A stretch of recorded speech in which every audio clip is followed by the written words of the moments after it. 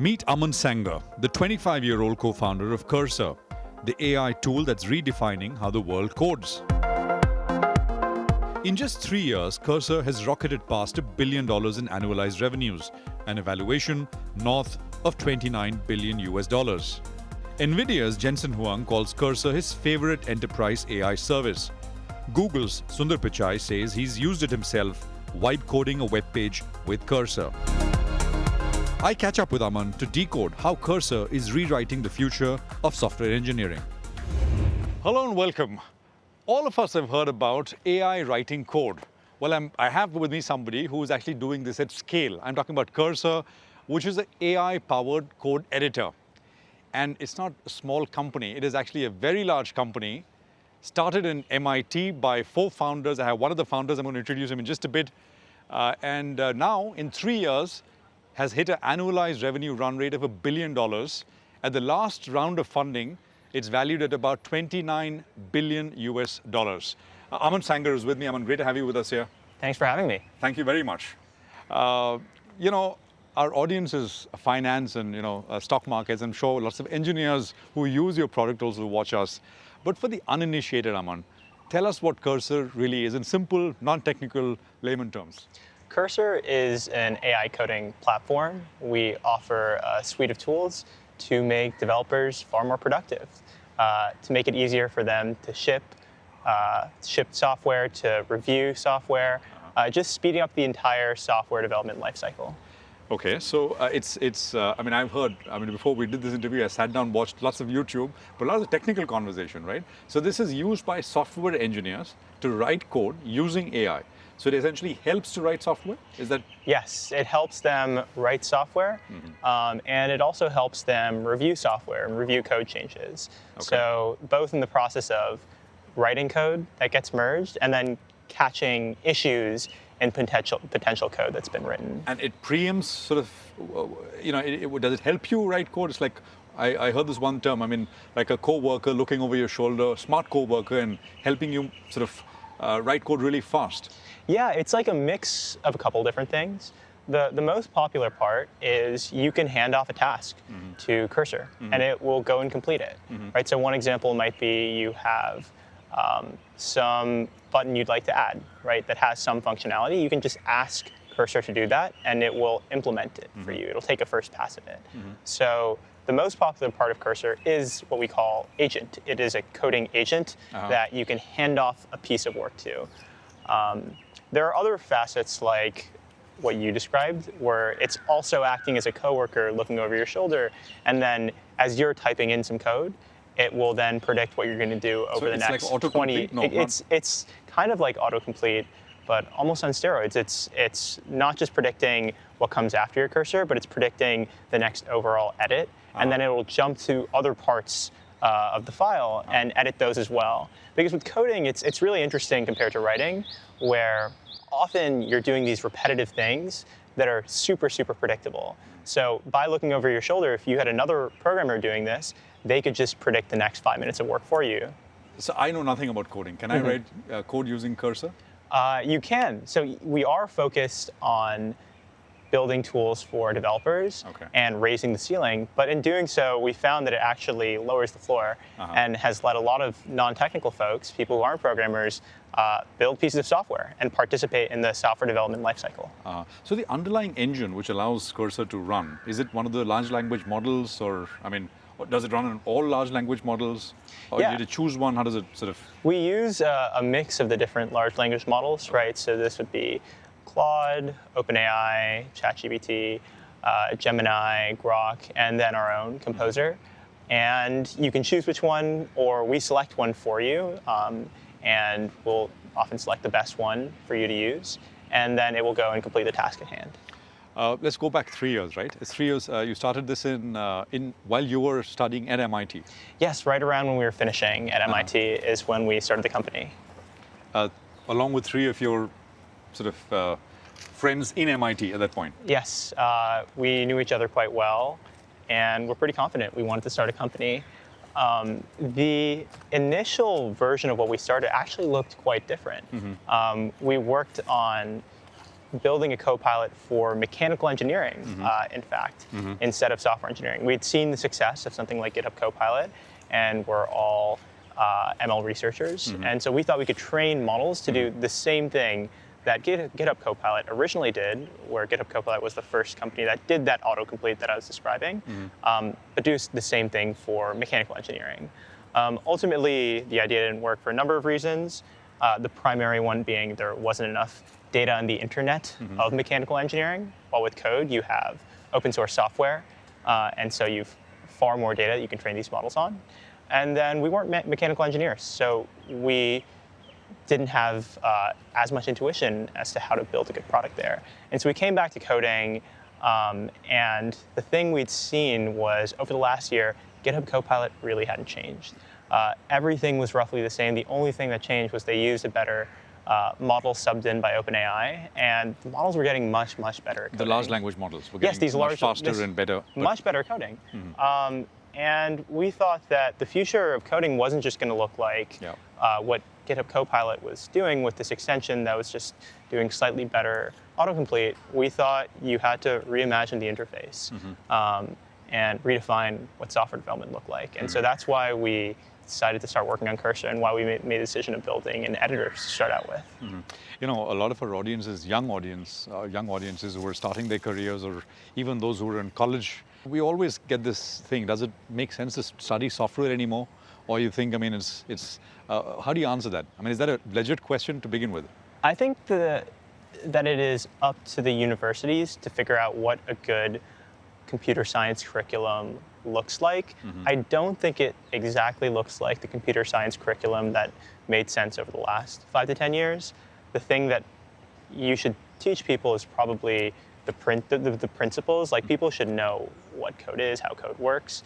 But like the details of software engineering might matter a bit less, and instead biasing more towards teaching people to kind of learn how to learn how to pick up new skills, learn how to adapt. Because we're going to see this really rapid progress in the next 5 to 10 years where what it means to be a software engineer is going to change very, very quickly. I mean, we're shooting right here in IIT Bombay, and you know, computer science program is still the toughest to get into. I mean, it's still the coveted #1 program, right? So, is that going to change, or you think, I mean, it still will be as coveted as you go forward? It's just that, I mean, as you say, the programs have to evolve to teach what is relevant now and not what they were 3 or 4 or 5 years back. I think if computer science as a program evolves to be still something that teaches the practice of building software, rather than what exactly it looks like today of coding the way that people code today, I think it'll still be very much in demand and very popular. What you're going to see is, as the cost of producing software and as it becomes easier to produce really, really sophisticated software, the demand's just going to increase significantly. So I expect there to be this kind of modified version of what computer science looks like, what building software looks like, and that to be a very popular discipline to learn. You know, here in India, we have a very large base of software engineers, right? We have a very large and successful, I mean, 3-decade-old software services industry. But it's often, I mean, there's always this hand-wringing that India doesn't have AI in that sense. I mean, you know, foundational AI companies. I mean, you're sort of scratching at the edges of it in some ways, trying to service these large companies, most of them, of course, based in the US. What's the future for IT services, traditional IT services here in India as you see it, Aman? I mean, companies essentially which were writing code earlier, there was a large labor arbitrage, moved to more digital kind of work, and now, of course, there is AI in that sense. So companies, clients are figuring what to do, and will work increase, or you think it's going to be tough times for the traditional IT services in India? It's hard to predict exactly how things will evolve. I think these IT services companies will need to figure out how to, like, there's 2 paths one could take when you introduce AI and AI coding. One is the path of these people are more productive, so let's get the same amount done with fewer people. And the other path is these people are more productive. Now we can tackle a lot more than we could before. And the former is a means of cost savings, right? So you can increase your margins as a company. The latter is a way of increasing revenue. And I do think that companies should focus on the latter. They should focus on finding ways to get more revenue, do more than they could before. You will see companies that focus on the other part, and you will see, bad things happen there. But I think the companies that will succeed will focus on growing revenue, and then not just keeping the same number of software engineers, but actually expanding that. The linearity between the number of people that you have in Indian IT services and the revenues, that broke away a long time ago. But with AI, I agree, productivity goes up, maybe revenue growth may even pick up actually, right? But the number of people, and just to use an example, and this is what someone told me, you have Cursor has how many employees now? We have about 250 employees. 250 employees? Yes. And if you were listed, you would have a market cap of $29 billion. There's an Indian IT services company, a large one, been around for decades, has a market cap of $28 billion. It's got about 250,000 employees.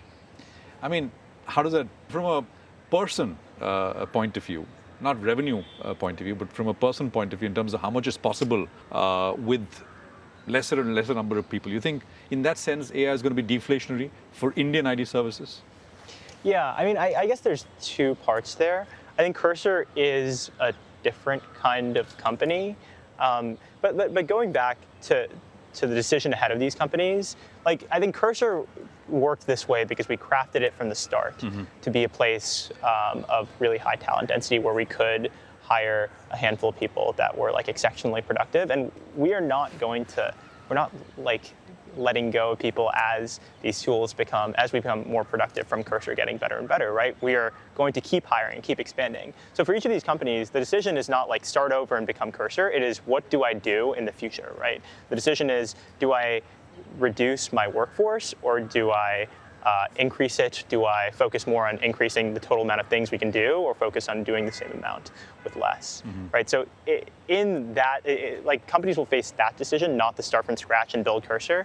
And in that decision, it's not obvious what the correct choice is. I think it probably is focus on doing more. Just a quick word for people who are watching, and I think in India, startups are not a new thing. They've been, but the pace is increasing. Access to capital is getting much better. Nothing like the US in that sense, but just your learnings along the way over the last 3 years.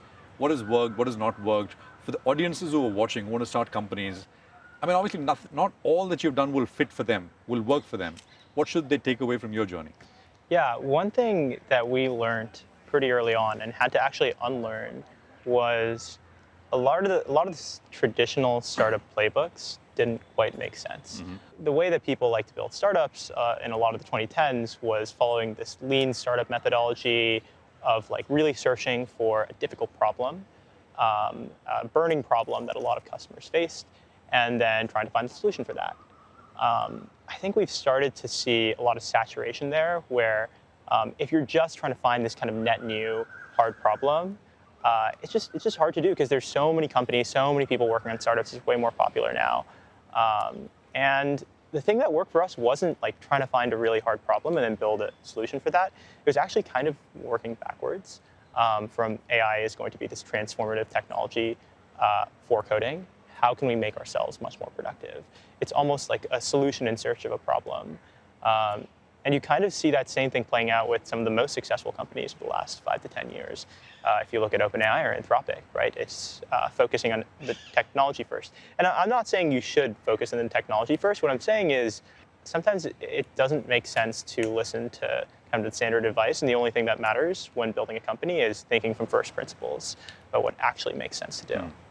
So for you, in that sense, it was clear, and I think you started the company before ChatGPT came out, late 22, or before? Yeah, it was a bit before ChatGPT came out. But you already had some of the models, etc., which were out, and I think there were some papers which suggested what's coming in that sense, right? Exactly, yeah. One big motivation was reading scaling laws, and this was a paper around 2021, and it basically said if you throw in more data and more compute, models will get better in this kind of predictable way.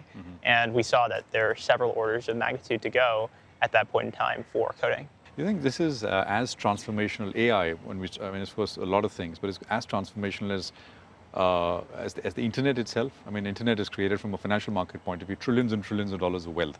You think AI will do something similar? I think it is possibly more impactful. It is directly for all white-collar productivity. It is a means of, if you have someone working on a computer behind a screen, making them more productive, because you can have models that do pieces of that work. So I think it's going to be probably one of the most transformative technology waves in the last several hundred years, in fact. And I do know there's a lot of hype and talk of, okay, is this a bubble? I was going to come to that. I know, yeah. There is frothiness. There are places where I don't think the numbers make sense. But what you need to look at is, where is there real demand, right? Where is there real revenue coming in? People using these products, seeing productivity gains. I think like the coding space is one clear area for this. And like, if you look at a lot of the other leading companies, right, like ChatGPT, that's real revenue from consumers that actively want to use this product.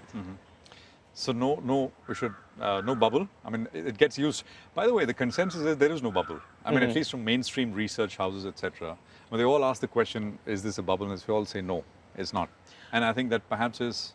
I think what we see for coding is going to happen in all other parts of white-collar work. It's happened first for coding, because coding is much easier, because there's so much more data, like I described before. There's so much data that you can train on the open internet.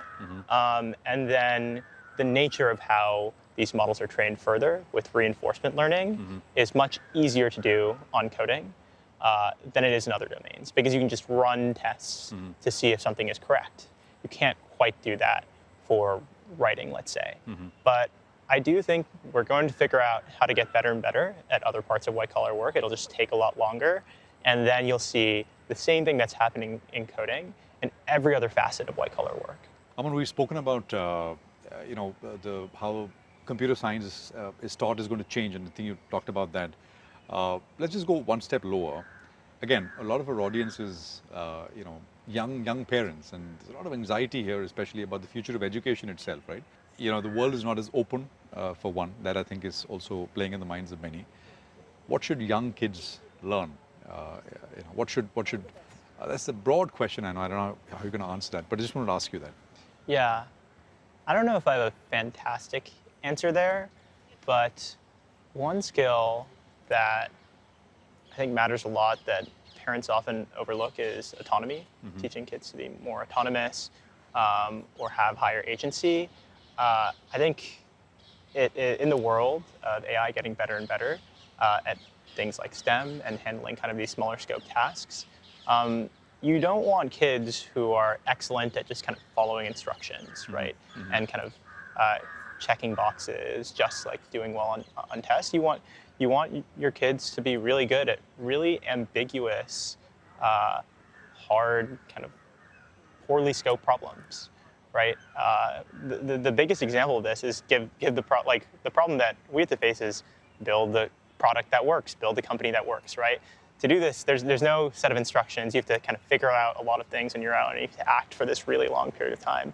So if kids can get better at being autonomous at an earlier age, I think that would be really helpful for their growth.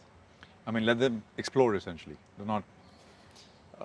Does specialization, I mean, be a generalist in that sense, or?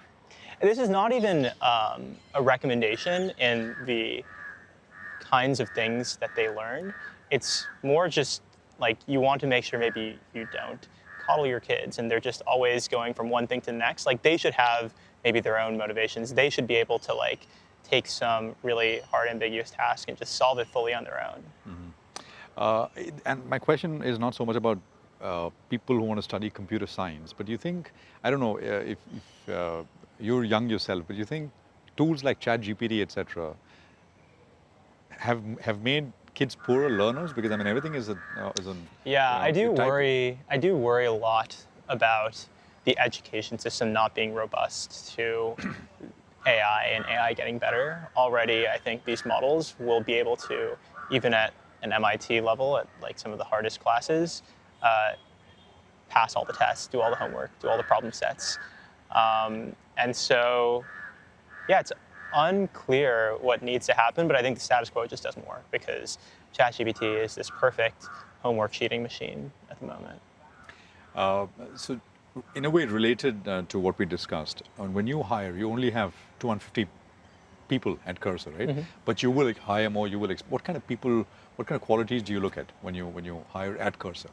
Yeah, there's a couple. One is just focusing. Let's focus on engineering, research, product, which is the domain that I'm mainly focused on. People with technical excellence, right? So we want people who really know some domain.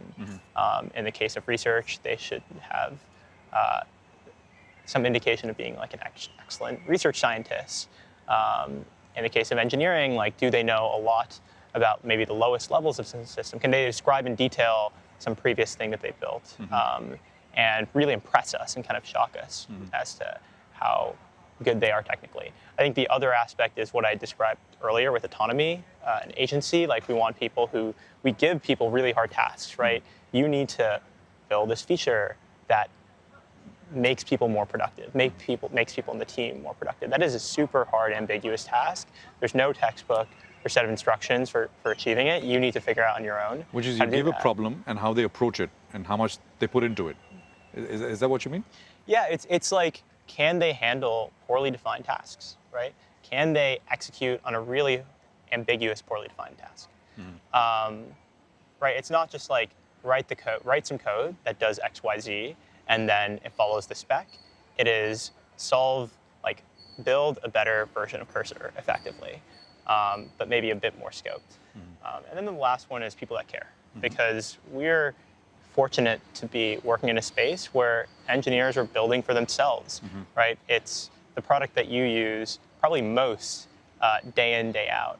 And so people that are passionate about pushing the frontier of coding and making themselves more productive, that's another aspect. How much of what you're building is using Cursor? It's all using Cursor. That's the greatest thing. Every day you're getting in and you're using Cursor throughout the workday, and then you're pressing refresh, and then you get a better version of Cursor. So it's kind of magical. And out of those 250 people, how many are engineers, like technical people? Yes. Deeply so technical people? Probably 80 to 90 are engineers, and then across like product research, engineering design, I think it's about 100. Just one last thing, and I think we addressed this in a little bit. If there was like one or two things you'd like to tell to budding founders here in India, what would that be? I mean, I think it's become much easier to start companies, and I think you said what you should do, which is not look for a problem and then try to solve it, because there's too much competition, but try to, in a way, invent the solution and come up with something, and then maybe it's the opposite of what most people try to do. It's actually like not even that, because it's don't listen to advice and just think from first principles, right? There's no real textbook for starting a company. You should just think, ignoring everything from scratch, what makes sense. Well, I think a poorly defined problem, as you said, right? How can you do it? Exactly. Aman, it's a real pleasure to talk to you. Thank you very much. 3 years and long way to go. Really appreciate it. Thank you. Thank you.